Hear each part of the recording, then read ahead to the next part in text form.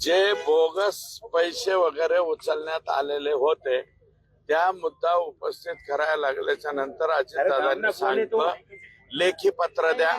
मी त्याचे संपूर्ण लेखी पत्र तयार केलेले आहे. परंतु या जिल्ह्यामध्ये आत्ताशी 73 कोटी रुपये बोगस उचलल्याचं मी रात्री जाहीर केलंय. परत ते सांगत नाही. मी आतापर्यंत त्याची जाहीर म्हणजे लेखी तक्रार केली नव्हती. आता मात्र मी त्याची लेखी तक्रार अजित दादा राज्याचे मुख्यमंत्री, राज्याचे सार्वजनिक बांधकाम मंत्री, राज्याचे प्लॅनिंग म्हणजे प्लॅनिंगच दादाकडे आहे. त्याच्यामुळे त्यांच्याकडे आणि याच्यावरती आता हे सोपं नाहीये ना. 73 कोटी रुपये स्वतंत्र चौकशी समिती नेमली जाईल आणि ती चौकशी समिती क्विक त्यातले तर एक राज्याच्या समितीने ऑलरेडी सांगितलेलं आहे 5 कोटी डबल तुम्ही उचललेत म्हणून.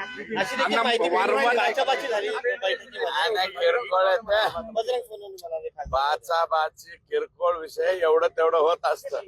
ते विषय मला वाटतं मीडियाच्या समोर येऊ नयेत. एवढे मीडियावरती एवढे येतील एवढं झालेलं नाही का. तक्रार करताय जिल्हाधिकारी नाही तो नाही. बिंदू नामावलीवरचा मुद्दा माझा आजही कायम आहे. अजितदादांना काय या जिल्ह्यामध्ये त्यांच्या कानापर्यंत बी गेलाय. ते तुम्ही बोलले का? नाही आज नाही बोललो ना. तो मुद्दा आजही बोललेलो आहे. बिंदू नामावलीमध्ये जे अतिरिक्त लोक झालेले आहेत आणि जे लोक करुणा मुंडेंच्या गाडीमध्ये पिस्तूल ठेवतात, साड्या घालतात, काही एक पट्ट्या ते 15 JCB 100 टायरच्या तसल्या गाड्या आणि बीड मध्ये काही पोलीस सगळं परळीच्या पोलिसाबद्दल काय बीड मधले काही पोलीस त्यांच्या स्वतःच्या हायवा आणि इथं कलेक्टर ऑफिसला लावलेले हायवा काढून नेतात पोलीस.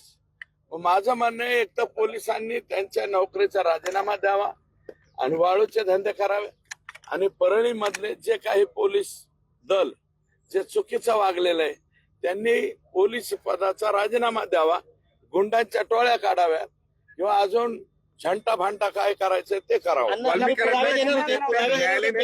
असताना काही वैद्यकीय सुविधा घेतल्या त्याच्यावर समिती नेमली. अजितदादांचे काही कानावर घेतला हे बघा हे प्रत्येक विषय हे डीपीडीसीचे विषय नाही. तो डीपीसीचे जे डीपीसीचे विषय तेवढे पेनड्राईव्ह देणार आहे. माझ्याकडे पुरावे आहेत आणि माझ्याकडे मी सगळ्या मीडियाला कालच दिलं ना पेनड्राईव्ह. अजितदादांना दिलं का तुम्ही? अजितदादांच्या पीएला दिलं ना डिस्प्लेना. आज डिस्प्लेच होते ना बरोबर. त्यांना कालच पाठवलंय ते. आज दिलंय का? कालच रात्री पाठवलं. असं कळतं की अजितदादा तुम्हाला म्हणाले की लेखी तक्रार द्या हे पेनड्राईव्ह वगैरे. हो बरोबर आहे ना. लेखी नुसता पेनड्राईव्ह देऊन होणार आहे का. याची लेखी तक्रार होईल साहेब. याच्यावरती राज्याचा सेक्रेटरी किंवा उपसचिव दर्जाचा एखादा अधिकारी नेमला जाईल. तो नेमल्याच्या नंतर ते जाऊन पाहते द्विरुक्ती एका कामाच्या बाबतीतलं परळी पर्दापूर पूस याच्यावरची द्विरुक्ती अगोदरच सरकारने मान्य केलेले की 5 कोटी डबल उचललेले आणि आता राहिले की 73 मधले 5 गेले म्हणजे 78 कोटी रुपये जे बोगस उचललेले ते काही डीपीडीसीचे उचललेत आणि काही राज्याच्या ह्याचे उचललेत. आणि मला वाटतं मी कालपासून स्टेटमेंट केल्यापासून गोविंदजी जवळजवळ 500 लोक माझ्या कानावर आले. 500 लोक कोमामध्ये गेलेले आहेत. 2 गट पाहायला मिळाले बैठकीमध्ये. एका गटामध्ये नाही हो गट नाही. किरकोळ एकामेकाला बोललं किरकोळ म्हणजे काय लगेच वाद तुम्ही काय भांडणं लावतात काय. धनंजय मुंडे म्हणले का भांडणं झाले. बोलणं झालं का? धनंजय मुंडे म्हणले का भांडणं झाले नाही. मग आम्ही म्हणणार नाही भांडणं नाही झाले. एकामेकाबद्दल बोलावंच लागतं तेवढं एवढं. काय बोलले काय बोलले ते तिकडं तुम्ही अधिकाऱ्यांना वगैरे विचारा कोणाचं काय झालं ते. नंतर त्याच्यावरती हे करा. काय फारसं विश्लेषण नाहीये म्हणजे विशेष भांडण नाही. भांडण काय मुद्द्याचं भांडण नाहीये. हे मुद्द्याचं भांडण आहे आणि आम्ही मुद्द्याचं भांडण व्यवस्थित आणि आम्ही संतोष देशमुखच्या खुनापासून अजिबात बाजूला हटणार नाहीत. संतोष देशमुख आमचा दह्या दुपारा मारलेला माणूस आहे. त्याच्या बाबतीत आम्ही नो कॉम्प्रोमाइज आणि महादेव मुंडेच्या बाबतीत सुद्धा नो कॉम्प्रोमाइज.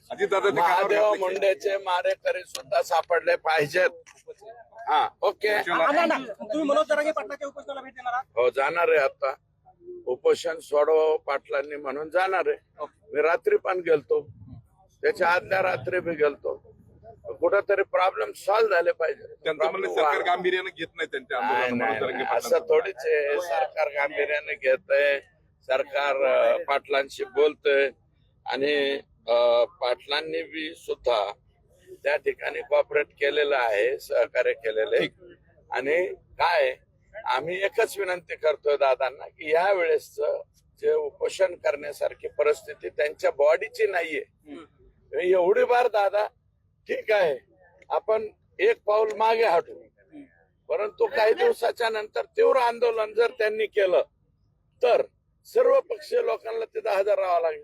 आम्ही बी त्यांच्या बरोबर हजर राहू. पालकमंत्री झाल्यानंतर अहो मी आता त्याच्यावरती काहीच बोलणार नाही. मी अगोदर अंतरवलेलं ओके अण्णा, thank you.